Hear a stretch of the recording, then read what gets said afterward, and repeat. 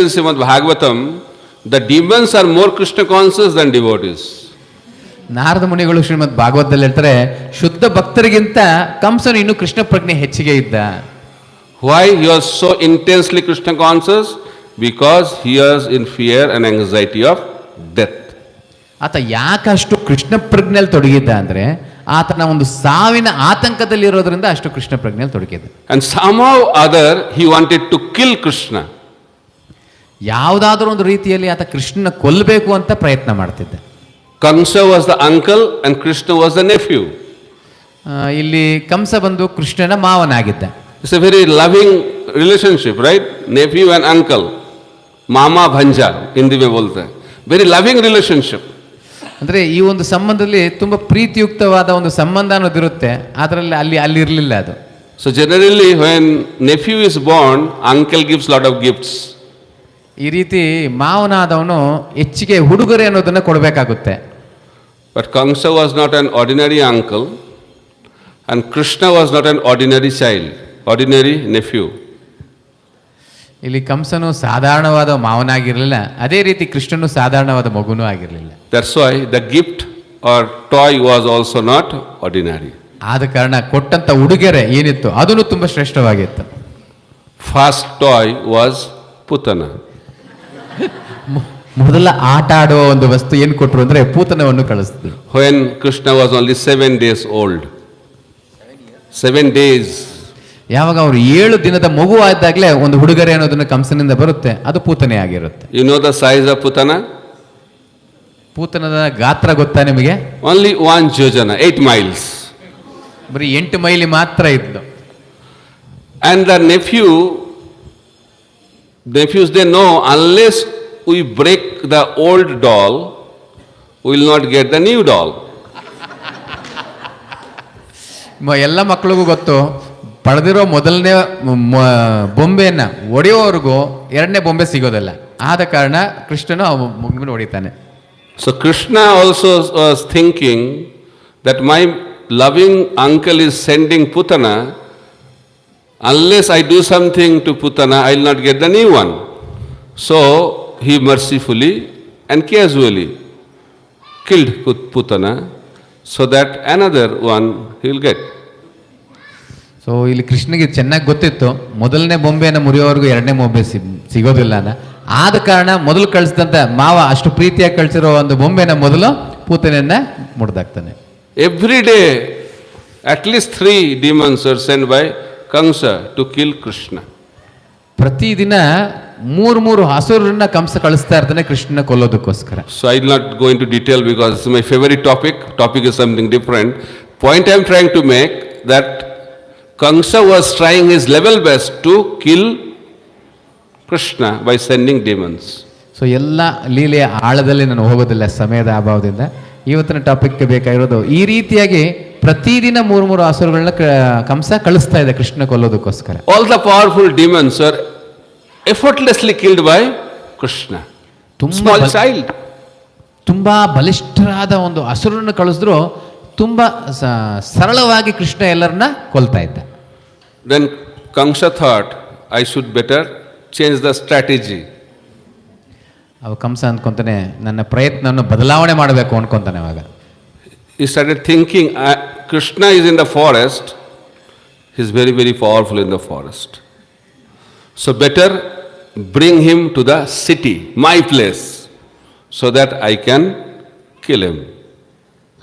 ಕಂಸನ್ ಅನ್ಕೊಂತಾನೆ, ಓ ಕೃಷ್ಣನು ಕಾಡಿನಲ್ಲಿದ್ದಾನೆ, ಆದ ಕಾರಣ ಕಾಡಿನಲ್ಲಿರೋದ್ರಿಂದ ಆತನ ಕೊಲ್ಲಕ್ಕಾಗ್ತಲ್ಲ, ತುಂಬಾ ಶಕ್ತಿವಂತನಾಗಿದ್ದಾನೆ, ನನ್ನ ನಗರವಾದ ಮಥುರೆಗೆ ಆತನ ಕರೆಸ್ಕೊಳ್ಳೋಣ ಅಂತ ಪ್ಲಾನ್ ಮಾಡ್ತಾನೆ. But he cannot call like that. Krishna come, people will suspect now why he is calling Krishna. People will be doubtful. That's why he arranged the Dhanurjagya, a festival, so that everybody will come, and along with that Krishna Balaram also will come. So ಸುಮ್ಮನೆ ಸಾಧಾರಣವಾಗಿ ಕರೆದ್ರೆ ಬರಲ್ಲ, ಎಲ್ಲರಿಗೂ ಸಂಶಯ ಬರುತ್ತೆ, ಯಾಕೆ ಮಾವ ಕರಿತಾ ಇದ್ದಾನೆ ಈ ಕೃಷ್ಣನ ಅಂತ.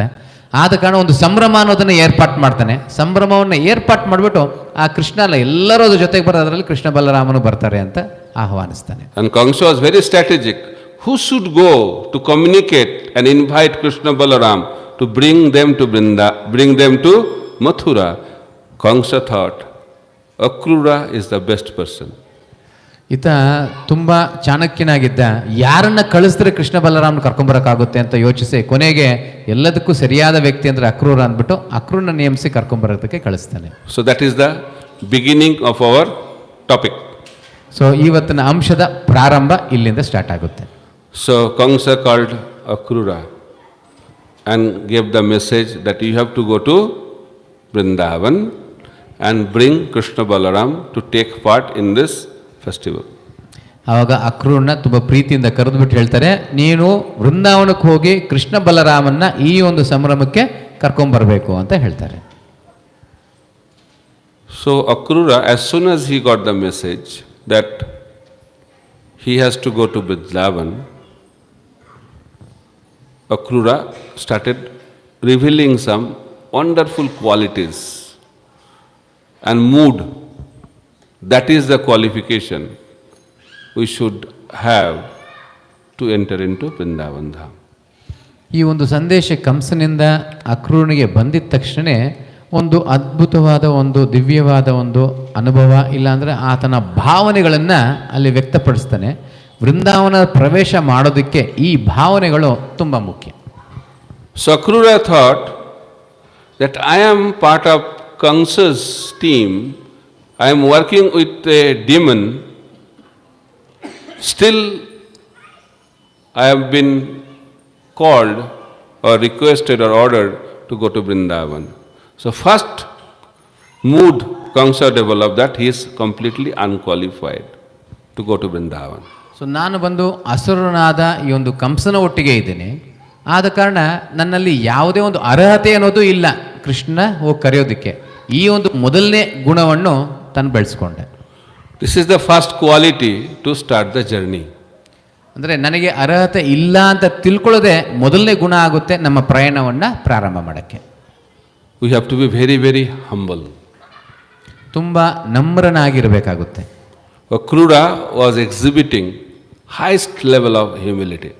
ಅದೇ ರೀತಿ ಅಕ್ರೂರ ಬಂದು ತುಂಬ ಶ್ರೇಷ್ಠವಾದ ನಮ್ರತೆಯನ್ನು ಅನುಭವಿಸ್ತಾ ಇದ್ದ. If we think we are qualified, then we are most unqualified. ನಾವು ಯಾವಾಗ ನಮಗೆ ಅರ್ಹತೆ ಇದೆ ಅಂದರೆ ಖಂಡಿತ ನಮಗೆ ಯಾವುದೇ ಅರ್ಹತೆ ಇಲ್ಲ ಅಂತ ಅರ್ಥ ಮಾಡ್ಕೊಳ್ಬೇಕು. And those who think they are very unqualified, they are most qualified.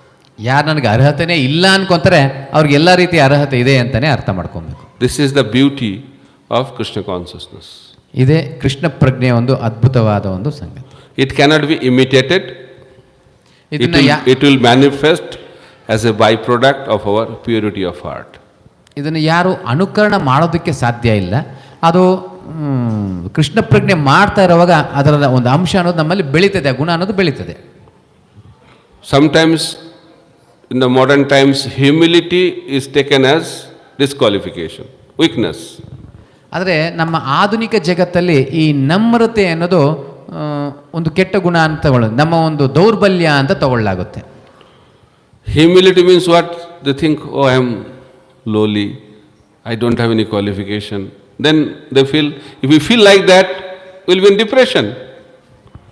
ಅಂದರೆ ಇಲ್ಲಿ ನಮ್ರತೆ ಅಂದರೆ ನಾನು ಯಾವುದಕ್ಕೂ ಅರ್ಹನಲ್ಲ ಅಂತ ತಿಳ್ಕೊಂಡಿದ ತಕ್ಷಣ ಏನಾಗುತ್ತೆ, ನಾವು ಅದನ್ನು ಡಿಪ್ರೆಸ್ ಆಗಿ ಹೋಗ್ತೀವಿ, ನಮ್ಮನ್ನು ನಾವು ಕಿಂಚಿತ್ ಪಡಿಸ್ಕೊತೀವಿ.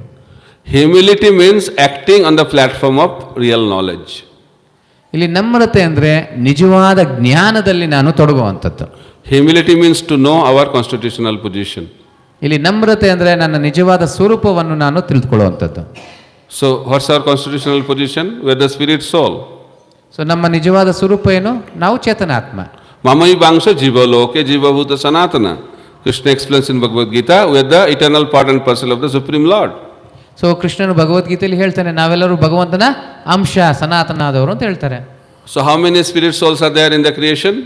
ಸೊ ಎಷ್ಟು ಆತ್ಮಗಳಿದೆ ಈ ಒಂದು ಸೃಷ್ಟಿಯಲ್ಲಿ? Very good. Who knows, told that? Very good. Unlimited numbers. ಅಂದರೆ ಅಸಂಖ್ಯಾತವಾದ ಒಂದು ಆತ್ಮಗಳಿವೆ. How many universes are there in this material world? ಎಷ್ಟು ಬ್ರಹ್ಮಾಂಡಗಳೇ ಇದೆ ಈ ಒಂದು ಭೌತಿಕದಲ್ಲಿ? Very good. You have understood that term. ಹಾಗಾದ್ರೆ ನೀವು ಅರ್ಥ ಮಾಡ್ಕೊಂಡಿದ್ದೀರಾ ಅಂತ. ಅಸಂಖ್ಯಾತವಾದ ಬ್ರಹ್ಮಾಂಡಗಳಿವೆ. And we are in the smallest universe. ಇಡೀ ಬ್ರಹ್ಮಾಂಡದಲ್ಲೇ, ಇಡೀ ಸೃಷ್ಟಿಯಲ್ಲೇ ಎಲ್ಲದಕ್ಕಿಂತ ಚಿಕ್ಕದಾದ ಬ್ರಹ್ಮಾಂಡ ಅಂದರೆ ಅದು ನಮ್ಮದೇ ಆಗಿದೆ. Where the ruler Brahma is only having 4 heads. ಎಲ್ಲಿ ಆ ಒಂದು ಬ್ರಹ್ಮಾಂಡವನ್ನು ಆಳುವ ಬ್ರಹ್ಮನಿಗೆ ಬರೀ 4 ತಲೆಗಳಿದೆ. So in this universe there are unlimited number of living entities. ಈ ಒಂದು ಬ್ರಹ್ಮಾಂಡದೊಳಗಡೆ ಅಸಂಖ್ಯಾತವಾದ ಜೀವರಾಶಿಗಳಿವೆ. And what is the size of the living entity? ಆ ಜೀವರಾಶಿಗಳ ಗಾತ್ರ ಏನು? What is the size? 1/10,000 part of the tip of the hair. ಅಂದರೆ ನಮ್ಮ ಕೂದಲಿನ ತುದಿಯ ಭಾಗದ 10,000 ಭಾಗದಲ್ಲಿ ಒಂದು ಭಾಗ ಅದರ ಗಾತ್ರವಾಗಿದೆ. It is big size or small size? ಇದು ದೊಡ್ಡ ಗಾತ್ರನ ಚಿಕ್ಕದ? Unlimited number of living entities and size is also 1/10,000 part of the tip of the hair. Still we are thinking we are the controller of the universe. ಅಂದರೆ ಅಸಂಖ್ಯಾತ ಜೀವರಾಶಿಗಳಿದೆ, ಅದರಲ್ಲೂ ನಮ್ಮ ಗಾತ್ರ 10,000 ಭಾಗದಲ್ಲಿ ಒಂದು ಭಾಗದ ಕೂದಲಿನ ತುದಿಯಾಗಿದೆ. ಇದೆಲ್ಲ ಇದ್ರೂ ನಾವೇನು ಅನ್ಕೊಂತೀವಿ ಅಂದರೆ ನಾನು ಇಡೀ ಬ್ರಹ್ಮಾಂಡವನ್ನು ನಿಯಂತ್ರಿಸ್ತೀನಿ ಅನ್ಕೊಂತೀನಿ. Everybody wants to be in control. ಎಲ್ಲರನ್ನು ನಿಯಂತ್ರಿಸಬೇಕು ಅನ್ಕೊಂತೀವಿ. Right? Why? That is the nature of this world. ಯಾಕೆಂದ್ರೆ ಅದು ಈ ಒಂದು ಭೌತಿಕ ಜಗತ್ತಿನ ಲಕ್ಷಣಗಳಾಗಿವೆ. This is the illusion. ಇದೇ ಭ್ರಮೆ ಅನ್ನೋದು. That husband is thinking wife is in my control. ಈ ಗಂಡ ಅನ್ಕೊಂಡು ಯಾಕೆ ಹೆಂಡತಿ ನನ್ನ ನಿಯಂತ್ರಣದಲ್ಲಿಲ್ಲ. Wife is thinking husband is in my control. ಹೆಂಡತಿ ಆದವಳು ಹಂಗೆ ಅನ್ಕೊಂತಾರೆ, ಓ ಗಂಡ ನನ್ನ ನಿಯಂತ್ರಣದಲ್ಲಿದ್ದಾನೆ. Both are in illusion. ಇಬ್ರು ಭ್ರಮೆಯಲ್ಲಿದ್ದಾರೆ. Nobody is in the control of anyone. Everybody is controlled by the 3 modes of material nature. ಇಲ್ಲಿ ಸೃಷ್ಟಿಯಲ್ಲಿ ಯಾರ ನಿಯಂತ್ರಣದಲ್ಲಿಲ್ಲ, ಈ ಒಂದು 3 ಗುಣಗಳೇ ಎಲ್ಲರನ್ನೂ ನಿಯಂತ್ರಣ ಮಾಡ್ತಾ ಇರುತ್ತೆ. That's why you have to come out from that illusion, that is known as humility. ಯಾರು ಈ ಒಂದು ಭ್ರಮೆಯಿಂದ ಆಚೆ ಬರ್ತಾರೆ ಅದನ್ನೇ ನಾವು ನಮ್ರತೆ ಅಂತ ಕರಿತೀವಿ. We are very, very insignificant. ಅವರು ತುಂಬಾ ಅನುಸಮಾನದಲ್ಲಿರ್ತಾರೆ. And Akrura felt like that. ಅಕ್ರೂರನು ಆ ಭಾವನೆಯಲ್ಲಿ ಇದ್ದ. Then if I am feeling unqualified, then how can I perform? ನಾನು ಇವಾಗ ಅರ್ಹನೇ ಇಲ್ಲ ಅಂದ್ರೆ ನಾನು ಯಾವ ರೀತಿ ಆ ಕಾರ್ಯವನ್ನು ಮಾಡೋಕ್ಕಾಗುತ್ತೆ? So next feeling is coming out to perform. ಅವಾಗ ಎರಡನೇ ಭಾವನೆ ಅನ್ನೋದು ಬರುತ್ತೆ, ಅದನ್ನ ಕಾರ್ಯವನ್ನು ಮಾಡಬೇಕು. He started thinking, although I am very unqualified, sinful, wretched, lowly, still I have some hope. He was very, very hopeful. ಅವಾಗ ನಾನು ಯಾವುದೇ ಅರ್ಹನೂ ಇಲ್ಲ, ನನಗೆ ಯಾವುದೇ ಗುಣಗಳೂ ಇಲ್ಲ, ಏನೂ ಇಲ್ಲ ಅಂದ್ರೂ ಒಂದು ನಂಬಿಕೆ ಅನ್ನೋದಿದೆ, ನಾನು ಅದನ್ನ ಮಾಡ್ತೀನಿ ಅನ್ನೋ ನಂಬಿಕೆ ಇದೆ. He started thinking, so many demons were delivered by Krishna. Even Putana was delivered. So there is some hope for me also. ರೀವೋ ಅಂದ್ರೆ ಅಕ್ರೂರ ತಿಳ್ಕೊಳ್ತಾ ಇದ್ದ, ಎಷ್ಟೋ ಅಸುರನ್ನ ಕೃಷ್ಣ ಬಂದು ಮುಕ್ತಿಗೊಳಿಸಿದ್ದಾನೆ, ಪೂತನೆಯನ್ನು ಸಹ ಮುಕ್ತಿಗೊಳಿಸಿದ್ದಾನೆ, ಆದ ಕಾರಣ ನನಗೂ ಮುಕ್ತಿ ಸಿಗುತ್ತೆ ಅನ್ನೋ ನಂಬಿಕೆ ಇದೆ ಅಂತ ಹೋಗ್ತಾನೆ. So quality to be developed in devotional service, we have to be very, very hopeful, depending on the mercy of the Supreme Personality of Godhead. Krishna ಪ್ರಜ್ಞೆಯಲ್ಲಿ ನಾವು ಬೆಳಿಬೇಕು ಅಂದ್ರೆ ನಮಗೆ ಎರಡನೇ ಒಂದು ಗುಣ ಏನ್ ಬೇಕು ಅಂದ್ರೆ ನಂಬಿಕೆ ಅನ್ನೋದು ಬೇಕು. ಕೃಷ್ಣ ಖಂಡಿತ ನನ್ನನ್ನು ಕಾಪಾಡ್ತಾನೆ ಅನ್ನೋ ಒಂದು ನಂಬಿಕೆ ಬೇಕು. So you know that bullet. So bullet is very, very powerful, right or wrong? Bullet ತುಂಬಾ ಬಲಿಷ್ಠವಾದದ್ದು, ಶಕ್ತಿಯುತವಾದದ್ದು. Size is small but very, very powerful. ಅದರ ಗಾತ್ರ ತುಂಬಾ ಚಿಕ್ಕದಾಗಿರುತ್ತೆ, ಆದರೂ ತುಂಬಾ ಶಕ್ತಿವಂತವಾದದ್ದು. Provided it is in the revolver. ಎಲ್ಲಿವರೆಗೂ ಅದ ರಿವಾಲ್ವರ್ ಒಳಗಡೆ ಇದ್ರೆ ಮಾತ್ರ ಶಕ್ತಿಯುತವಾಗಿರುತ್ತೆ. But it is out of the revolver, if you throw the bullet like that, something will happen but nothing much will happen. But if you shoot from the revolver, person can be killed. So ಆ ಒಂದು revolver ಒಳಗಡೆ ಇದ್ರೆ ಮಾತ್ರ ಅದಕ್ಕೆ ಶಕ್ತಿ ಅಂತ ಇರುತ್ತೆ. ಅದು ಆಚೆ ಇದ್ದಾಗ ಅದನ್ನ ಬಿಸಾಕಿದ್ರೆ ಅದೆಷ್ಟರ ಮಟ್ಟಿಗೆ ನಮಗೆ ಹಾನಿ ಅನ್ನೋದನ್ನ ಮಾಡಬೇಕಾಗುತ್ತೆ. ಅದರ ರಿವಾಲ್ವರ್ ಒಳಗಡೆ ಇದ್ರೆ ಒಂದು ವ್ಯಕ್ತಿಯನ್ನ ಕೊಲ್ಲೋದಕ್ಕೂ ಸಹ ಸಾಧ್ಯ ಆಗುತ್ತೆ. Devotees are like bullets. ಅದೇ ಭಕ್ತರಾದವರು ಈ ಬುಲೆಟ್ ತರ ಇರ್ತಾರೆ. But that bullet has to be in the revolver. ಆದರೆ ಆ ಬುಲೆಟ್ ರಿವಾಲ್ವರ್ ಒಳಗಡೆ ಇರಬೇಕು. Who is that revolver? Krishna. The spiritual masters. So revolver ಯಾರು ಅಂದ್ರೆ ಅದು ಆಧ್ಯಾತ್ಮಿಕ ಗುರುಗಳಾಗಿರ್ತಾರೆ. So we may be unqualified, But we have lot of hope if we are in the hand of a bona fide spiritual master. ನಮಗೆ ಯಾವುದೇ ಅರ್ಹತೆ ಅನ್ನೋದು ಇಲ್ಲ, ಆದರೆ ಯಾವಾಗ ಆಧ್ಯಾತ್ಮಿಕ ಗುರುಗಳ ಕೈಯಲ್ಲಿದ್ದೀವಿ ನಮಗೆ ಆ ಒಂದು ನಂಬಿಕೆ ಅನ್ನೋದು ಇರುತ್ತೆ. That insignificant living entity becomes very, very significant if we are in a proper hand. So ಆ ಅನುಸಮಾನದಲ್ಲಿರುವ ಆ ಒಂದು ಚೇತನಾತ್ಮ ಏನಿದೆ ಅದು ಒಂದು ಗುರುಗಳ ಕೈಯಲ್ಲಿದ್ದಾಗ ಎಲ್ಲ ಕಾರ್ಯಗಳನ್ನ ಮಾಡುವಂಥ ಶಕ್ತಿ ಅನ್ನೋದನ್ನು ಪಡಿಕೊಳ್ಳುತ್ತೆ. So we should be dependent on the mercy and become a instrument in the hand of the spiritual master and the Vaishnavas. ಆದ ಕಾರಣ ನಾವು ಭಕ್ತರ ಮತ್ತೆ ಗುರುಗಳ ಒಂದು ಕೈಯಲ್ಲಿ ಆಟದ ಬೊಂಬೆ ತರ ಇರಬೇಕು, ಒಂದು ಸಾಧನಕವಾಗಿ ಇರಬೇಕಾಗುತ್ತೆ. So Akrura had that feeling and mood of dependence and became very, very hopeful that I am very unqualified, still based on this principle I have hope that I can enter into Vrindavan. ಅದೇ ಒಂದು ನಂಬಿಕೆಯಲ್ಲಿ ಅಕ್ರೂರನು ಇದ್ದ, ನನಗೆ ಯಾವುದೇ ಅರ್ಹತೆಗಳಿಲ್ಲ, ಆದರೆ ಭಗವಂತನ ಮೇಲೆ ಅವಲಂಬಿತನಾಗಿದ್ದ, ಖಂಡಿತ ನಾನು ಸಾಧಿಸ್ತೀನಿ ಒಂದು ನಂಬಿಕೆನ ಬೆಳೆಸ್ಕೊಂಡಿದ್ದೆ. Then he started the journey. ಈ ಒಂದು ಭಾವನೆಯಲ್ಲಿ ಆತನ ಪ್ರಯಾಣ ಅನ್ನೋದನ್ನ ಪ್ರಾರಂಭ ಮಾಡ್ತಾನೆ. And he got a very brand new chariot from Kamsa. ಆವಾಗ ಒಂದು ಹೊಸ ರಥವನ್ನು ಕಂಸನು ಕೊಡ್ತಾನೆ ಹೋಗೋದಕ್ಕೆ. So from Mathura to Vrindavan, how long is the distance? Not much. ಮಥುರಾದಿಂದ ವೃಂದಾವನಕ್ಕೆ ತುಂಬಾ ದೂರದ ಪ್ರಯಾಣ ಇಲ್ಲ. But Akrura started the journey early in the morning, Mangalarti time, and reached Vrindavan Sandharati time. ಅದು ತುಂಬಾ ಹತ್ತಿರದ ಒಂದು ಪ್ರಯಾಣ ಆಗಿತ್ತು. ಆದ್ರೂ ಮಂಗಳಾರತಿ ಸಮಯ, ಬ್ರಹ್ಮಮುಹೂರ್ತ ಸಮಯದಲ್ಲಿ ತನ್ನ ಪ್ರಯಾಣ ಪ್ರಾರಂಭ ಮಾಡಿದ ಅಕ್ರೂರ ಸೂರ್ಯಾಸ್ತದ ಸಮಯಕ್ಕೆ ಹೋಗಿ ವೃಂದಾವನ ತಲುಪ್ತಾನೆ. Why so long? ಯಾಕೆ ಅಷ್ಟೊತ್ತು ತಗೊಂಡ್ರು? That reveals the third principle of that journey. ಇದು ಮೂರನೇ ಒಂದು ಅಂಶವಾಗಿರುತ್ತೆ ಈ ಒಂದು ಪ್ರಯಾಣದ ವೃಂದಾವನದ ಪ್ರಯಾಣಕ್ಕೆ. Akrura was completely absorbed in the thought of Krishna and Balaram. So Akrura ಬಂದು ಸಂಪೂರ್ಣವಾಗಿ Krishna ಬಲರಾಮರಲ್ಲಿ ಮಗ್ನನಾಗಿದ್ದ. Akrura's mind was Vrindavan. ಆತನ ಮನಸ್ಸು ವೃಂದಾವನವಾಗಿತ್ತು.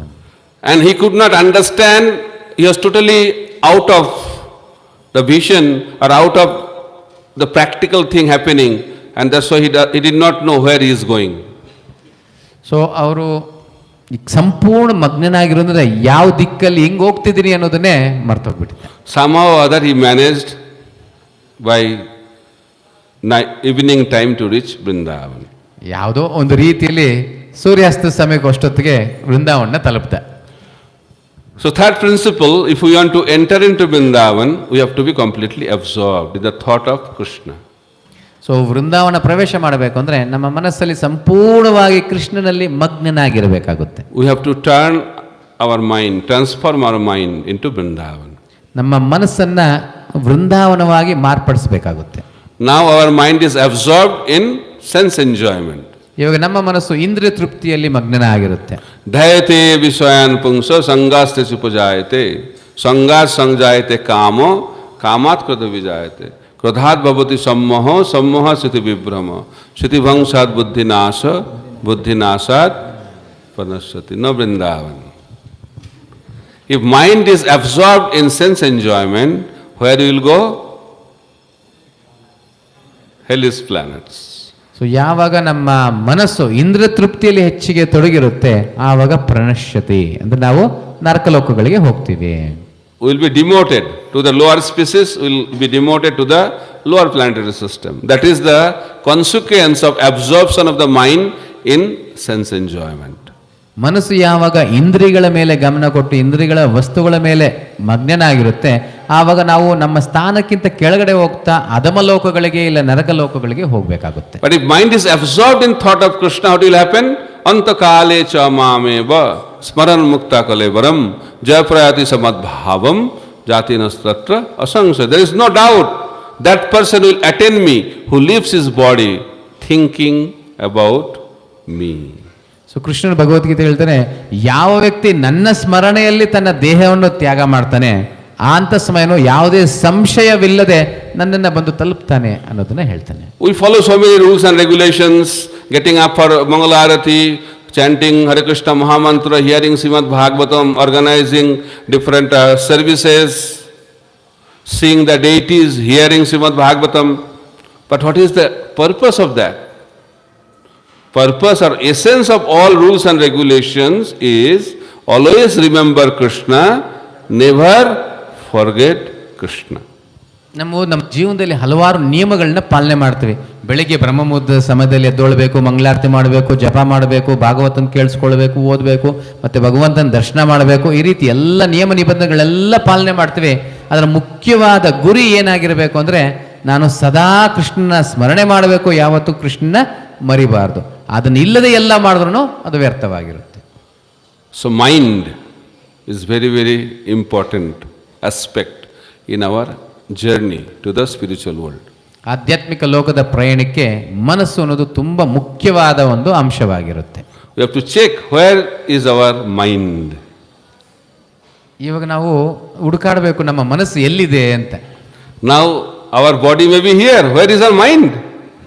ನಮ್ಮ ದೇಹ ಇಲ್ಲೇ ಕುಂತಿದೆ, ಅದರ ಮನಸ್ಸೆಲ್ಲಿದೆ? And that will be our destination. ಅದು ನಮ್ಮ ಗುರಿಯಾಗಿರುತ್ತೆ. Some people ask, how do I know if I dye where I will go? ಕೆಲವರು ಕೇಳ್ತಾರೆ, ನಾನು ಸತ್ತ ಮೇಲೆ ಎಲ್ಲಿ ಹೋಗ್ತೀನಿ ಅಂತ ಹೆಂಗ್ ಗೊತ್ತಾಗುತ್ತೆ ನನಗೆ? We don't have to wait for that. Every day night we are dying.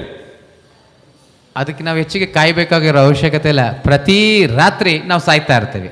So when we are closing our eyes for sleeping, what comes in our remembrance? There will be our destination. So ನಾವು ಮಲಗಿದ ನಂತರ ಎಲ್ಲಿ ನಾವು ಹೋಗ್ತಿದ್ದೀವಿ ಅಂತ ನೋಡಿಕೊಂಡ್ರೆ ನಮ್ಮ ಗುರಿ ಅದೇ ಆಗಿರುತ್ತೆ. So you don't have to speculate. As soon as we close our eyes, what is our remembrance?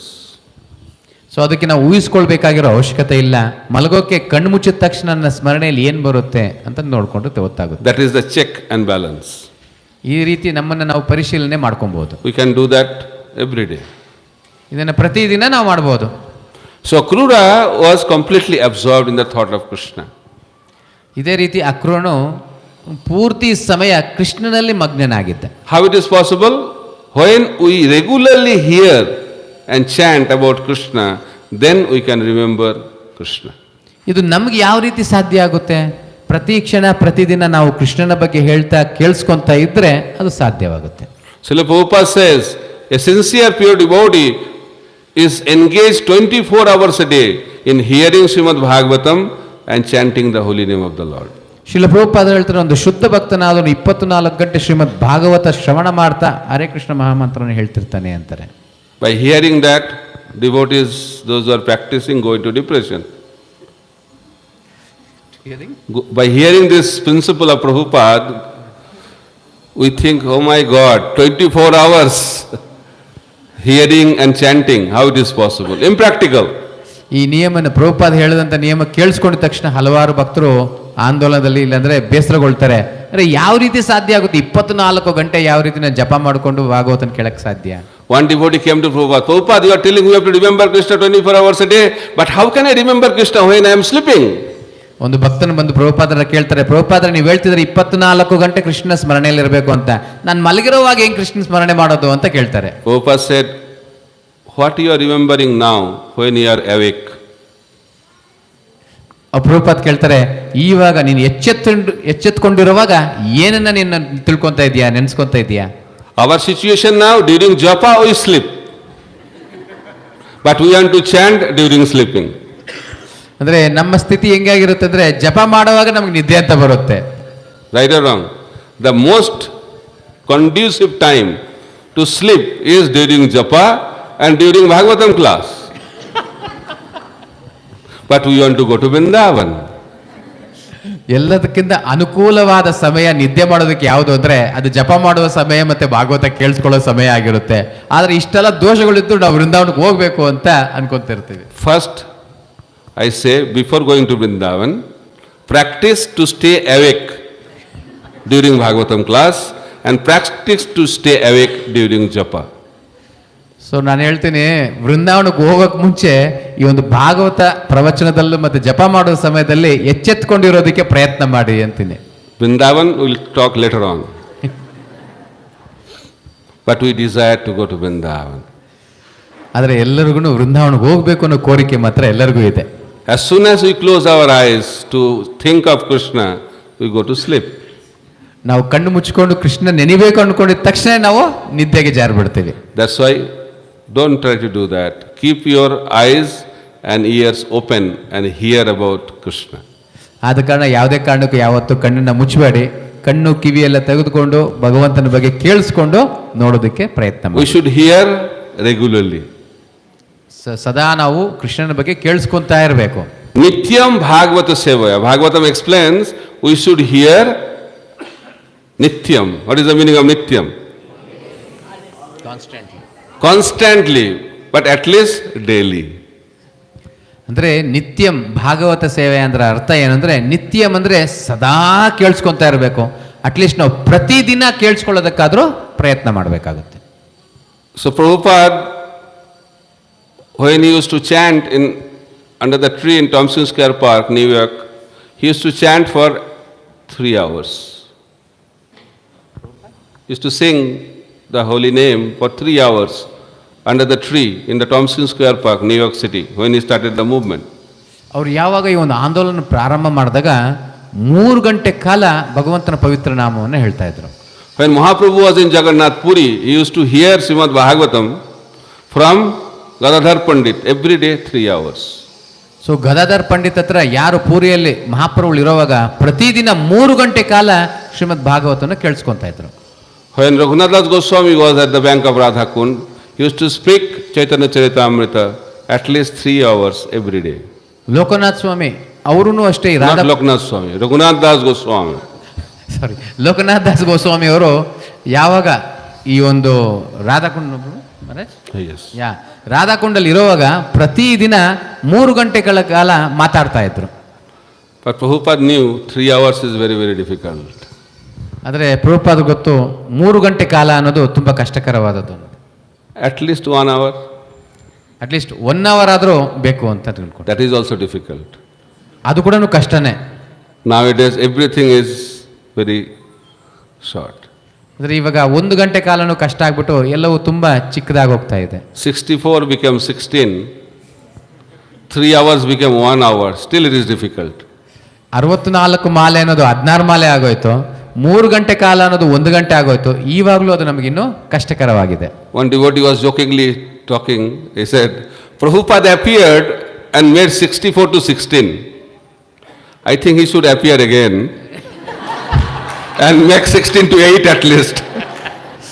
ಒಂದು ಭಕ್ತನು ಒಂದು ಹಾಸ್ಯ ಪದವಾಗಿ ಹೇಳ್ತಿದ್ದ, ಪ್ರಭುಪಾದರು ಆವಿರ್ಭಾವ ಅವ್ರು ಬಂದ್ಬಿಟ್ಟು 64 ಮಾಲೆ ಇದ್ದದನ್ನ 16 ಮಾಡಿಬಿಟ್ರು, ಅವ್ರು ಮತ್ತೊಮ್ಮೆ ಬರಬೇಕು, ಅಟ್ಲೀಸ್ಟ್ ಅವಾಗ 16 8 ಮಾಡ್ತಾರೆ.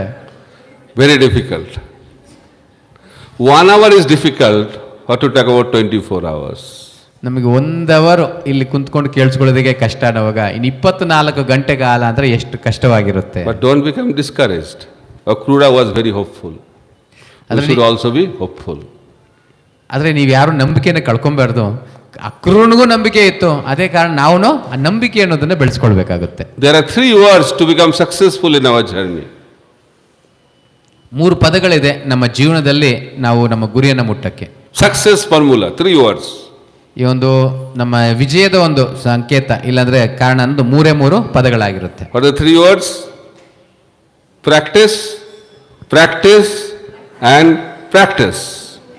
ಆ ಸೂತ್ರಗಳು 3 ಸೂತ್ರಗಳು ಏನು ಅಂದರೆ, ಒಂದು ಪ್ರಾಕ್ಟೀಸ್ ಅಂದರೆ ಪ್ರಯತ್ನ ಮಾಡೋದು ಮತ್ತೆ ಪ್ರಯತ್ನ ಮಾಡೋದು. Nobody can become successful without practice. ಯಾರು ಅವರ ಜೀವನದಲ್ಲಿ ಗೆಲುವನ್ನು ಸಾಧನೆ ಮಾಡೋಕ್ಕಾಗಲ್ಲ ಎಲ್ಲಿವರೆಗೂ ಅವರು ಪ್ರಯತ್ನ ಮಾಡದೇ ಇತ್ತು. It's not going to have one day in the morning you get up and you become Krishna conscious. Always remember Krishna. It's not going to happen. ಒಂದು ದಿವಸ ಬೆಳಿಗ್ಗೆ ಎದ್ದಿದ ತಕ್ಷಣ ನಾನು ಕೃಷ್ಣ ಪ್ರಜ್ಞೆಯಲ್ಲಿ ಸಂಪೂರ್ಣ ಬರ್ತೀನಿ ಅಂತ ಯಾವತ್ತಿಗೂ ಸಾಧ್ಯ ಇಲ್ಲ. We have to vigorously practice for it. ಅದಕ್ಕೆ ತುಂಬ ಪ್ರಾಮಾಣಿಕನಾಗಿ ಅದನ್ನ ಅಭ್ಯಾಸ ಮಾಡಬೇಕು. That's why Prabhupada has given the process of sadhana bhakti. ಆದ ಕಾರಣ ಶ್ರೀಲ ಪ್ರಭುಪಾದರು ಈ ಒಂದು ಸಾಧನ ಭಕ್ತಿ ಅನ್ನೋದನ್ನ ನಮಗೆ ಕೊಟ್ಟಿದ್ದಾರೆ. Okay, so Akrura reached Vrindavan at the border of Vrindavan Dham, and he saw the footprints of Krishna, Balaram, and also the hoofprints of the cows and calves.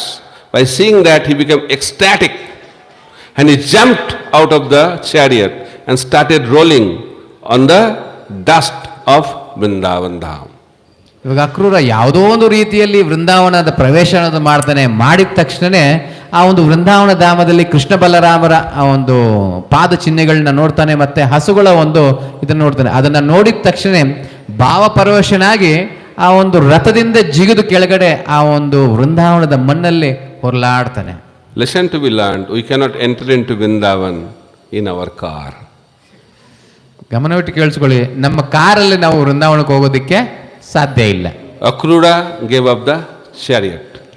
ಆದ ಕಾರಣ ಅಕ್ರೂರನ ಏನ್ ಮಾಡ್ದ, ತನ್ನ ರಥವನ್ನು ಬಿಟ್ಬಿಟ್ಟ. And he started rolling on the dust of Vrindavan. ಆ ಒಂದು ವೃಂದಾವನದ ಮಣ್ಣಲ್ಲಿ ಹೊರಲಾಡ್ತಾ ಹೋಗೋದಕ್ಕೆ ಪ್ರಯತ್ನ ಮಾಡ್ತಾನೆ. And Vishwanath Chakravarti Thakur explains, by rolling on the dust of Vrindavan, Akrura exhibited 3 qualities which are very, very essential to enter into Vrindavan Dham. ಇಲ್ಲಿ ವಿಶ್ವನಾಥ್ ಚಕ್ರವರ್ತಿ ಠಾಕೂರ್ ಹೇಳ್ತಾರೆ, ಅಕ್ರೂರನು ಈ ಒಂದು ವೃಂದಾವನದ ಮಣ್ಣಲ್ಲಿ ಹೊರಲಾಡೋದ್ರಿಂದ 3 ಶ್ರೇಷ್ಠವಾದ ಗುಣಗಳನ್ನು ಪ್ರಕಟಿಸ್ತಾನೆ. ವೃಂದಾವನಕ್ಕೆ ಪ್ರವೇಶ ಮಾಡಬೇಕಾಗಿರೋಕ್ಕೆ ಬೇಕಾಗಿರುವ 3 ಗುಣಗಳನ್ನ ಪ್ರಕಟಿಸ್ತಾನೆ. He gave up pride, he gave up fear, and he gave up lamentation. ಆತ ಈ ಒಂದು ಅಹಂಕಾರ ಅನ್ನೋದು ಬಿಟ್ಬಿಟ್ಟ, ಮತ್ತೆ ದರ್ಪ ಅನ್ನೋದನ್ನ ಬಿಟ್ಬಿಟ್ಟ, ಮತ್ತೆ ಕೋರಿಕೆ ಅನ್ನೋದನ್ನ ಬಿಟ್ಬಿಟ್ಟ. So in order to enter into Vrindavan Dham, we have to give up pride, we have to give up fear, and we have to give up lamentation. So ಈ ವೃಂದಾವನ ಧಾಮನ ಪ್ರವೇಶ ಮಾಡಬೇಕು ಅಂದರೆ ಒಂದು ಭಯ ಅನ್ನೋದನ್ನ ಬಿಟ್ಬಿಡ್ಬೇಕು, ನಮ್ಮ ದರ್ಪ ಅನ್ನೋದನ್ನ ಬಿಟ್ಬೇಕು, ಮತ್ತೊಂದು ಬಂದು ಲ್ಯಾಮೆಂಟೇಷನ್ ಅಂದರೆ ನಮ್ಮ ಕೋರಿಕೆಗಳನ್ನ ಬಿಟ್ಬಿಡ್ಬೇಕು. Pride, the biggest obstacle in our journey to Vrindavan. So ನಮಗೆ ಪ್ರೈಡ್ ಅಂದರೆ ಅಹಂಕಾರ ಅಂತಲೂ ಹೇಳ್ಬೋದು. ಅದು ನಮ್ಮ ವೃಂದಾವನದ ಪ್ರಯಾಣಕ್ಕೆ ಅಡ್ಡಂಕಗಳಾಗಿ ಇರುತ್ತೆ. We have to be free from pride. So ಆ ಅಹಂಕಾರದಿಂದ ವಿಮುಕ್ತನಾಗಿರಬೇಕಾಗುತ್ತೆ. Ahankar or pride and Krishna consciousness cannot go together. So ಈ ಒಂದು ಅಹಂಕಾರ ಮತ್ತು ಕೃಷ್ಣ ಪ್ರಜ್ಞೆ ಒಟ್ಟಿಗೆ ವೃಂದಾವನದೊಳಗಡೆ ಹೋಗೋಕ್ಕೆ ಸಾಧ್ಯ ಇಲ್ಲ. So how to give up? So ಇದನ್ನು ಯಾವ ರೀತಿ ಬಿಡಕ್ಕಾಗುತ್ತೆ? I will give a sutra. So ಅದಕ್ಕೆ ಅಂತಲೂ ಒಂದು ಸೂತ್ರ ಇದೆ. Are you ready to hear that sutra? ಎಲ್ಲರೂ ತಯಾರಾಗಿದ್ದಾರೆ ಕೇಳಿಸ್ಕೊಳ್ಳೋದಕ್ಕೆ? Very easy to remember for a modern mind. ಆಧುನಿಕದ ಮನಸ್ಸಿಗೆ ಇದನ್ನು ಕೇಳಿಸ್ಕೊಳ್ಳೋದು ತುಂಬಾ ಸುಲಭ. Acronym PRIDE, pride. So I'll narrate that. P means pass on the credit. R, reveal the heart. I, introspect on the anarthas. D, develop genuine Vaishnava relationship. E, engage in menial services. Hope you can. You could not catch. So ಇಲ್ಲಿ ಮಹಾರಾಜರು ಬಂದು pride ಅಂದರೆ ನಮಗೆ ಇರುವಂತಹ ಒಂದು ಏನು ಹೇಳ್ತೀವಿ, ಅಹಂಕಾರ ಇಲ್ಲ ದರ್ಪ ಅಂತ ಹೇಳ್ಬೋದು ಅದು. ಸೊ ಪ್ರೈಡ್ಗೆ ಒಂದೊಂದಕ್ಕೊಂದು ವಿವರಣೆ ಕೊಡ್ತಾನೆ. ಪಿ ಅಂದರೆ ಏನು ಗುಣಗಳಿರಬೇಕು ಅನ್ನೋದು ಹೇಳ್ತಾರೆ. Can you say one? P is pass on the credit. So P ಅಂದರೆ ಆ ಒಂದು ಕ್ರೆಡಿಟ್, ನಮಗೆಲ್ಲಿ ಇರುವ ಗುಣಗಳಿಂದ ನಾವು ಹೋಗುವಂಥದ್ದಾಗಿರುತ್ತೆ. Second, R, reveal the heart. So R ಅಂದರೆ ನಮ್ಮ ಒಂದು ಹೃದಯವನ್ನು ವ್ಯಕ್ತಪಡಿಸೋದಾಗಿರುತ್ತೆ. I, introspect on the anarthas. So I ಅಂದರೆ ನಮ್ಮ ಒಂದು ಅನರ್ಥಗಳು ಏನಿದೆ ಅದನ್ನ ತಿಳ್ಕೊಳ್ಳೋದಾಗಿರುತ್ತೆ. D, develop genuine Vaishnava relationship. So D ಅಂದರೆ ನಮ್ಮ ವೈಷ್ಣವರ ಸಂಬಂಧವನ್ನ ಬೆಳೆಸ್ಕೊಳ್ಳೋದಾಗಿರುತ್ತೆ. E, engage in menial services. ಈ ಅಂದರೆ ನಮ್ಮನ್ನು ನಾವು ತುಂಬ ಕನಿಷ್ಠವಾದ ಸೇವೆಯಲ್ಲಿ ತೊಡಗಿಸ್ಕೊಳ್ಳೋದಾಗಿರುತ್ತೆ. Time is very limited. Maybe in my next visit I will explain a lot. Each item can be spoken in detail. So ಸಮಯದ ಅಭಾವದಿಂದ ನಾನು ಹೇಳಕ್ಕಾಗಲ್ಲ. ನೆಕ್ಸ್ಟ್ ನಾನು ಬಂದಾಗ ಈ ಒಂದು ಪ್ರೈಡ್ ಅನ್ನೋದಕ್ಕೆ ಒಂದೊಂದು ಪದದ ವಿವರಣೆ ಅನ್ನೋದನ್ನ ನಾನು ಕೊಡ್ತೀನಿ. I will give little synopsis of this. ಇವಾಗ ಆದಷ್ಟು ಚಿಕ್ಕದಾಗಿ ನಾನು ಹೇಳೋದಕ್ಕೆ ಪ್ರಯತ್ನಿಸ್ತೀನಿ. In this world, first is credit.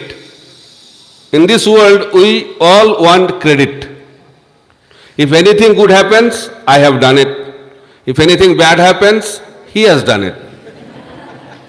So ಈ ಭೌತಿಕದಲ್ಲಿ ಮೊದಲನೇ ಇದು ನಮಗೆ ಬೇಕು ಅಂದರೆ ನಾವು ಏನು ಮಾಡಿದ್ದೀವಿ ಅದಕ್ಕೆ ಪ್ರತಿಷ್ಠೆ, ನಮಗೆ ಯಾರಲ್ಲೂ ಗುರ್ತಿಸ್ಬೇಕು, ಗಮನಿಸಬೇಕು ಅಂದ್ಕೊಂತೀವಿ. ಏನು ಒಳ್ಳೇದಾದರೂ ನಾನು ಮಾಡಿದೆ ಅಂತೀನಿ, ಕೆಟ್ಟದಾದರೆ ಅವ್ರು ಮಾಡಿದ್ರು ಅಂತ ತೋರಿಸ್ಬಿಡ್ತೀವಿ. In order to be free from pride, we have to practice the opposite.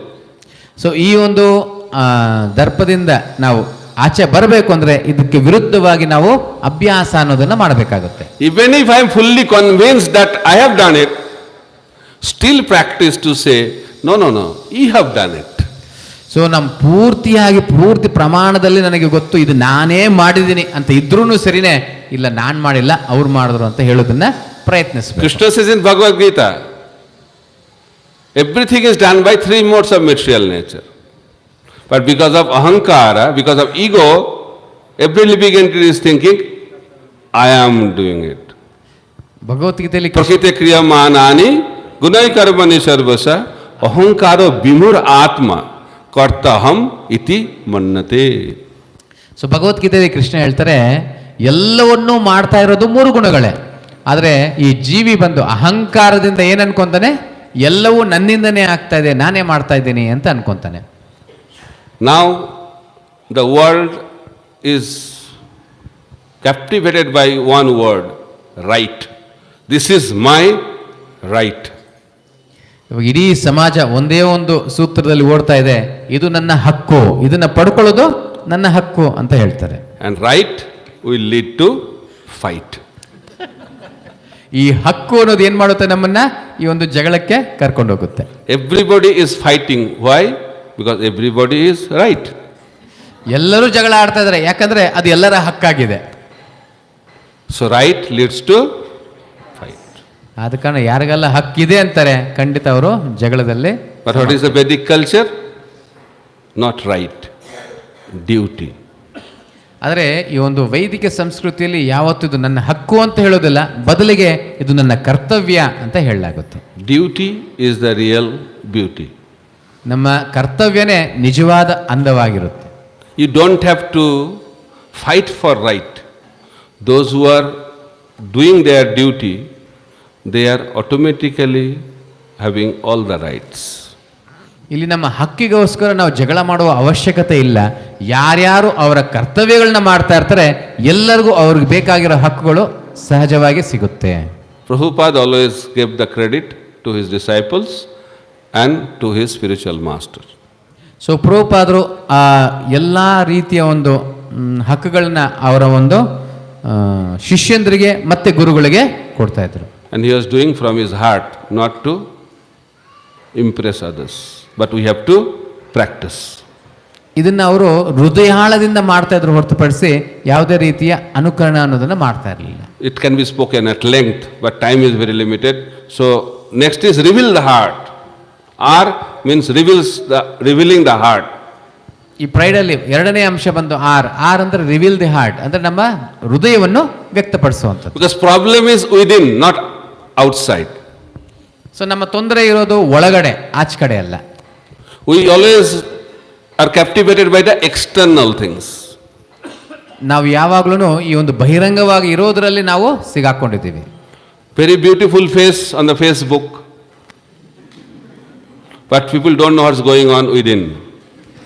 ಈ ಒಂದು ಫೇಸ್ಬುಕ್ ಅಲ್ಲಿ ಅಂದವಾದ ಮುಖ ಕಾಣಿಸುತ್ತೆ, ಆದ್ರೆ ಅದ್ರ ಒಳಗಡೆ ಏನ್ ನಡೀತಾ ಇದೆ ಅಂತ ಯಾರಿಗೂ ಗೊತ್ತಾಗಲ್ಲ. Taking picture, putting in the Facebook, very happy looks like, next day suicide. ಈ ಒಂದು ಫೇಸ್ಬುಕ್ ಅಲ್ಲಿ ಅಂದವಾದ ಮುಖಗಳನ್ನ ಸೆಲ್ಫಿ ತಗೊಂಡು ಅದನ್ನೆಲ್ಲ ಹಾಕ್ತಾರೆ, ಎರಡನೇ ದಿವಸಕ್ಕೆ ಏನಾಗ್ತಾರೆ, ಸೂಸೈಡ್ ಮಾಡ್ಕೊಂತಾರೆ. And you will be very shocked to hear the children are committing suicides nowadays. ಇದು ಆಶ್ಚರ್ಯಚಕಿತವಾಗಿ ಇದನ್ನ ಕೇಳಿಸ್ಕೊಳ್ಳೋದಕ್ಕೆ ಚಿಕ್ಕ ಮಕ್ಕಳು ಸಹ ಆತ್ಮಹತ್ಯೆ ಮಾಡ್ಕೊಂತ ಇದ್ದಾರೆ. Very, very alarming situation in the society. ಈ ಒಂದು ಸಮಾಜದಲ್ಲಿ ತುಂಬಾನೇ ಗಂಭೀರವಾದ ಒಂದು ಸ್ಥಿತಿಯಾಗಿದೆ ಇದು. So we have to reveal our heart. ಆದ ಕಾರಣ ನಮ್ಮ ಹೃದಯವನ್ನು ನಾವು ವ್ಯಕ್ತಪಡಿಸಬೇಕು. But because of ego, we don't reveal our heart. We keep things within. ಆದ್ರೆ ಆ ಅಹಂಕಾರದಿಂದ ಏನು ಮಾಡ್ತೀವಿ, ನಮ್ಮ ನಿಜವಾದ ಹೃದಯನ ನಾವು ವ್ಯಕ್ತಪಡಿಸಲ್ಲ, ಬದಲಿಗೆ ಅದನ್ನೆಲ್ಲ ಮುಚ್ಚಿಡ್ತಾ ಇರ್ತೀವಿ. But I like to tell this story to explain the danger of keeping things hidden. So ಒಂದು ಕತೆ ಹೇಳ್ತೀನಿ, ಇದನ್ನ ಅರ್ಥ ಮಾಡ್ಕೊಳ್ಳೋದಕ್ಕೆ ನಾವೆಲ್ಲವನ್ನೂ ಹೃದಯದಲ್ಲಿ ಅಡಗಿಸಿ ಇಟ್ಕೊಳ್ಳೋದ್ರಿಂದ ಏನ್ ತೊಂದರೆ ಆಗುತ್ತೆ ಅನ್ನೋದನ್ನ. So there was a hunter. He was addicted to hunt in the jungle. ಒಂದು ಬೇಡನಿದ್ದ, ಆತ ಬಂದ್ಬಿಟ್ಟು ಯಾವಾಗ್ಲೂ ಬೇಟೆ ಆಡೋದೇ ಆತನ ಒಂದು ವೃತ್ತಿಯಾಗಿತ್ತು, ತುಂಬಾನೇ ಸಂತೋಷ ಪಡ್ತಿದ್ದ. But the government declared you cannot hunt in the jungle, is illegal. So ಸರ್ಕಾರ ಆವಾಗ ಒಂದು ನಿಯಮ ಮಾಡುತ್ತೆ, ಈ ಒಂದು ಕಾಡಿನಲ್ಲಿ ಯಾರನ್ನೂ ಬೇಟೆ ಆಡೋಂಗಿಲ್ಲ ಅಂತ ಹೇಳುತ್ತೆ. But addicted, law doesn't matter. So he thought, I will definitely hunt in the jungle. So he was wearing a very long and big coat, and within that coat he kept his revolver. So ಇವಾಗ ಆತನಿಗೆ ಬೇಟೆ ಆಡೋದು ಆತನ ಒಂದು ಗುಣ ಆಗೋಗಿತ್ತು. ಇವಾಗ ಅದನ್ನು ಬಿಡೋದಕ್ಕೆ ಸಾಧ್ಯ ಆಗ್ತಾ ಇರಲಿಲ್ಲ. ಅದು ಸರ್ಕಾರ ಯಾವುದೇ ರೀತಿ ನಿಯಮ ಮಾಡಿದ್ರು ಅದು ಬಿಡೋಕೆ ಆಗ್ತಾ ಇರಲಿಲ್ಲ. ಆದ ಕಾರಣ ಒಂದು ದೊಡ್ಡ ಕೋಟ್ ಇಟ್ಕೊಂಡಿದ್ದ. ಆ ಕೋಟ್ ಒಳಗಡೆ ಒಂದು ರಿವಾಲ್ವರ್ ಇಟ್ಕೊಂಡು ಹೋದ ಬೇಟೆ ಆಡಕ್ಕೆ. So he entered into the jungle and saw a jackal. And hunter, seeing jackal, could not control, took out the revolver, shot the jackal, and jackal was lying on the ground, half dead.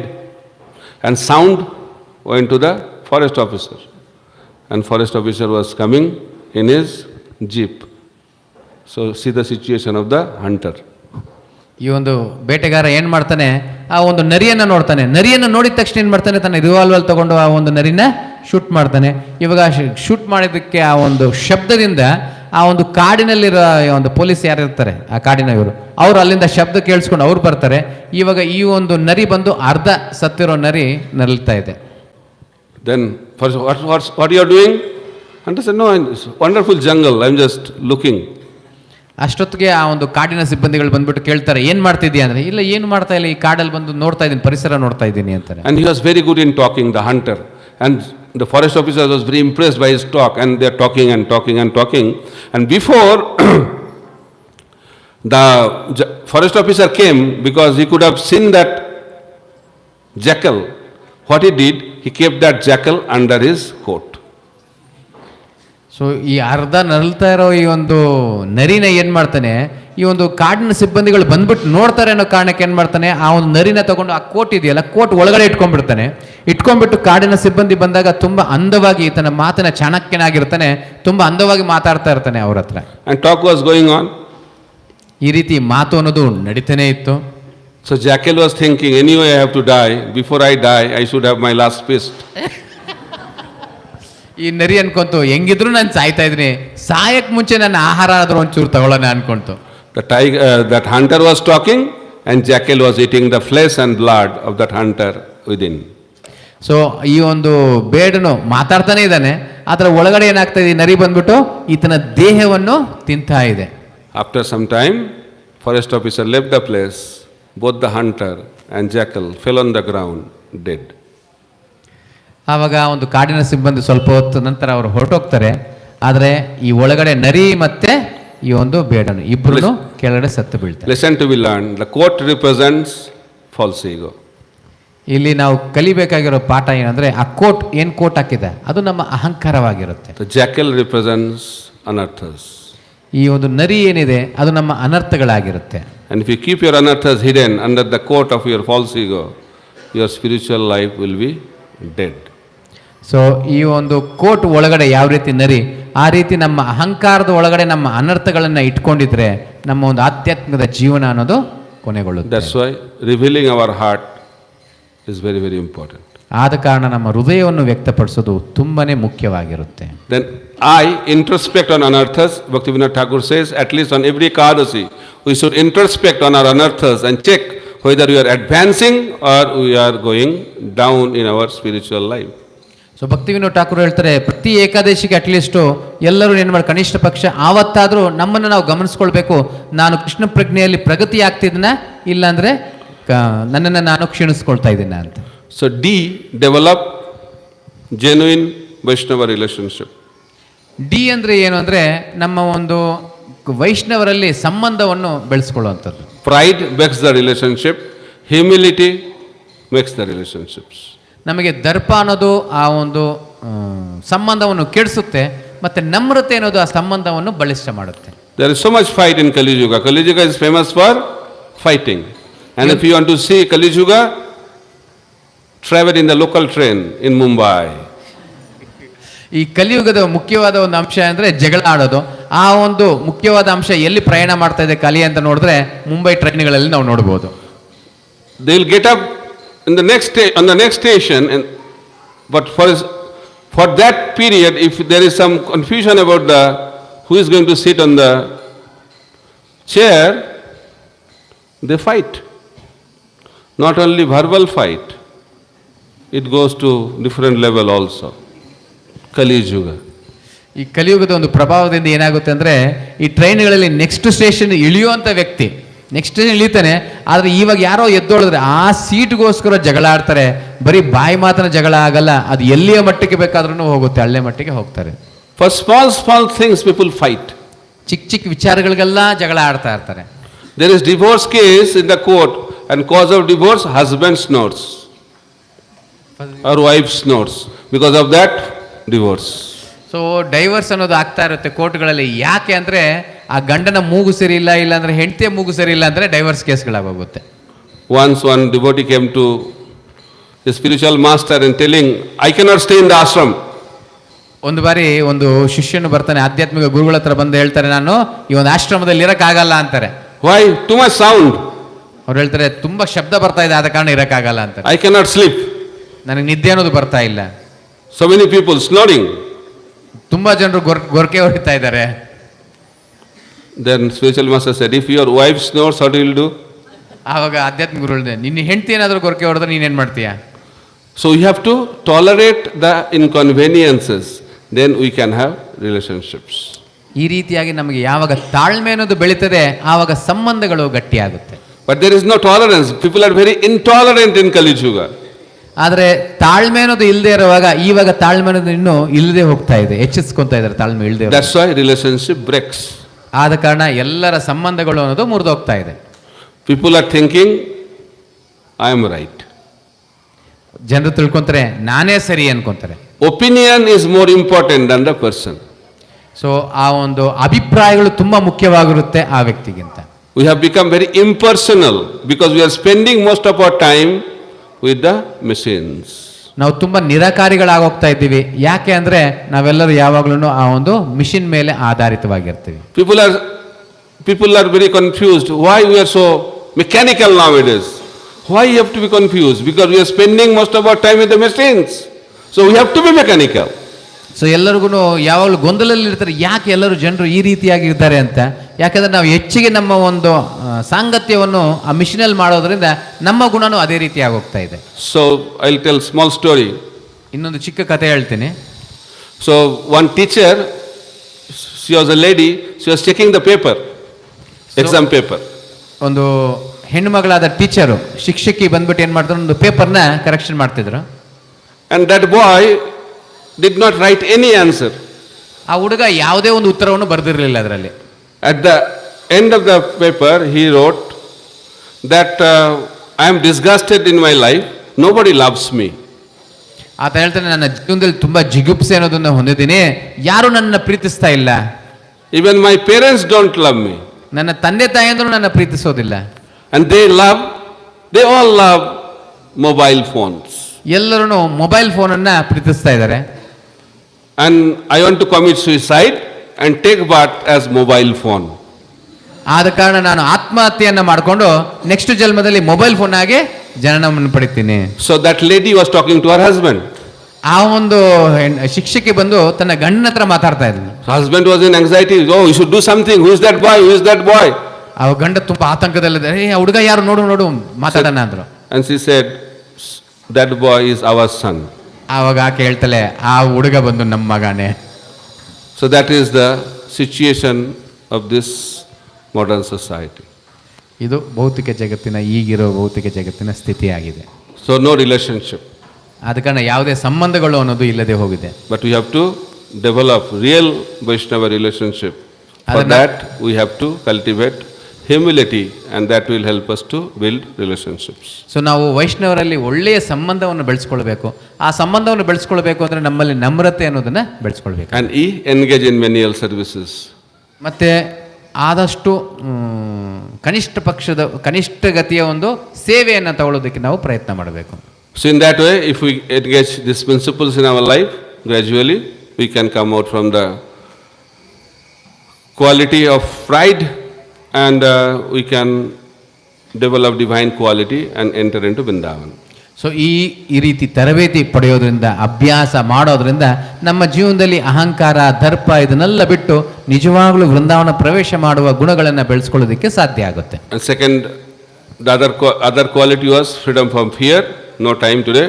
We have to be free from fear in order to enter into Vrindavan. Kamsa was not fearful. What will happen to me? Or what will happen to my family? Because Kamsa comes to know that I am close to Krishna. He may kill us, but he was fearless. So ಇಲ್ಲಿ ಅಕ್ರೂರನಿಗೆ ಬಂದು ಯಾವುದೇ ರೀತಿಯ ಒಂದು ಭಯ ಅನ್ನೋದು ಇರಲಿಲ್ಲ. ಯಾಕೆಂದ್ರೆ ಆತ ಕೃಷ್ಣನಿಗೆ ಹತ್ರ ಆಗಿದೆ, ಆದ ಕಾರಣ ಆ ಭಯ ಅನ್ನೋದು ಆತನ ಇರಲಿಲ್ಲ. And he was also not lamenting. I am in Vrindavan, who will take care of my family, who will take care of my children. He was not lamenting like that. If you lament like that, you are not eligible to enter into Vrindavan.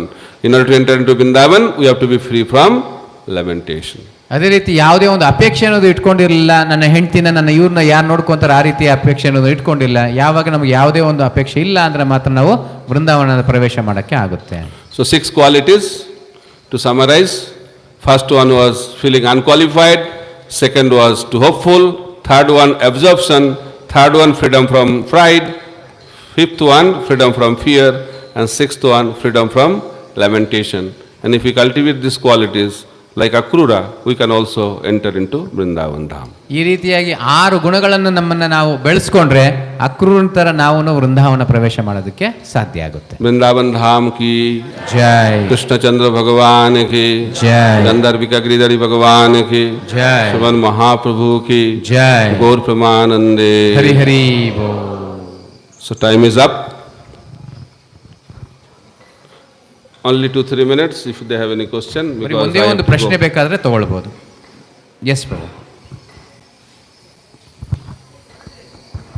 Thank you, Maharaj, for coming and giving such a wonderful lecture. Oh, I have one doubt, like Akrura such a devotees, very great devotees, but उन्होंने इतना time क्यों wait किया? कंसा ordered go to Vrindavan and meet Krishna. पहले क्यों नहीं गए? That was So you have to understand the situation. When demoniac kings are in power, devotees are also in a very difficult situation. ಅಂದ್ರೆ ಇಲ್ಲಿ ಪ್ರಶ್ನೆ ಏನಾಗಿತ್ತು ಅಂದ್ರೆ ಅಕ್ರೂರ ಇಷ್ಟು ಒಳ್ಳೆ ಭಕ್ತನಾಗಿದ್ರು ಕಂಸ ಕಳಿಸೋವರೆಗೂ ಯಾಕಿದ್ದ, ಮೊದಲೇ ಯಾಕೆ ಹೋಗಿರ್ಲಿಲ್ಲ ಅಂತ. What to talk of going? Even if Kamsa comes to know that you are planning to go, you will be killed. So ಅಸುರಿ ಒಂದು ವಾತಾವರಣದಲ್ಲಿ ಇದ್ದಾಗ ಆ ಸಮಯ ಸಂದರ್ಭ ಬರೋವರೆಗೂ ಕಾಯ್ಬೇಕು. ಹೋಗೋದಕ್ಕೆ ಪ್ಲಾನ್ ಮಾಡೋದಿರ್ಲಿ, ಹೋಗ್ಬೇಕು ಅನ್ನೋ ವಿಚಾರ ತಿಳಿಸಿದ ತಕ್ಷಣ ಕಂಸ ಆತನ ಕೊಂದಾಗ್ಬಿಡ್ತಾ ಇದ್ದ. When Narad Muni talks in 7th canto, when Hiranyakashipu was ruling the whole universe, Narad Muni also used to glorify Hiranyakashipu Bhagavan ki jai. ಅಂದ್ರೆ 7ನೇ ಸ್ಕಂದದಲ್ಲಿ ನಾರದ ಮುನಿ ಹೇಳ್ತಾರೆ, ಇಡೀ 3 ಲೋಕಗಳನ್ನ ಯಾವಾಗ ಹಿರಣ್ಯಕಶಿಪು ಆಳ್ತಾ ಇದ್ದ ಅಂತ ಸಂದರ್ಭದಲ್ಲಿ ನಾರದ ಮುನಿಗಳು ಸಹ ಆ ಹಿರಣ್ಯಕಶಿಪುನ ಗುಣಗಾನ ಮಾಡ್ತಾ ಇದ್ರು. They are very, very powerful people. ಅವರು ತುಂಬಾನೇ ಬಲಿಷ್ಠರಾಗಿದ್ದಂಥವ್ರು. And people are scared of him. And all the devotees, they scattered all over out of fear of Kamsa. So Kamsa was not an ordinary king. So because of that, Akrura was very strategic. So ಅಲ್ಲಿ ತುಂಬ ಎಲ್ಲರೂ ಇದ್ದವರೆಲ್ಲ ತುಂಬ ಹಸುರರು, ಅಂದರೆ ಹಸುರರು ಇದ್ದೋವಾಗ ಆ ಎಲ್ಲ ಭಕ್ತರು ಬಂದು ಅಲ್ಲಿ ಇಲ್ಲಿ ಛಿದ್ರಗೊಂಡಿದ್ರು. ಆದ ಕಾರಣ ಅಕ್ರೂರ ಬಂದು ಏನು ಮಾಡ್ದ, ಸ್ಟ್ರಾಟಜಿಕ್ ಅಂದರೆ ಅದಕ್ಕೆ ತಕ್ಕಾದ ಒಂದು ಪ್ಲ್ಯಾನ್ ಮಾಡ್ಕೊಂಡು ಯಾವಾಗ ಹೋಗ್ಬೇಕು ಆವಾಗ ಹೋದ. Okay, anything else? Okay, last one.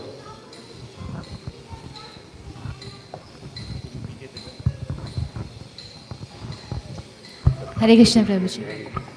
Prabhuji, you mentioned that so the bhav which we should have before going to Vrindavan, when we are going to Vrindavan.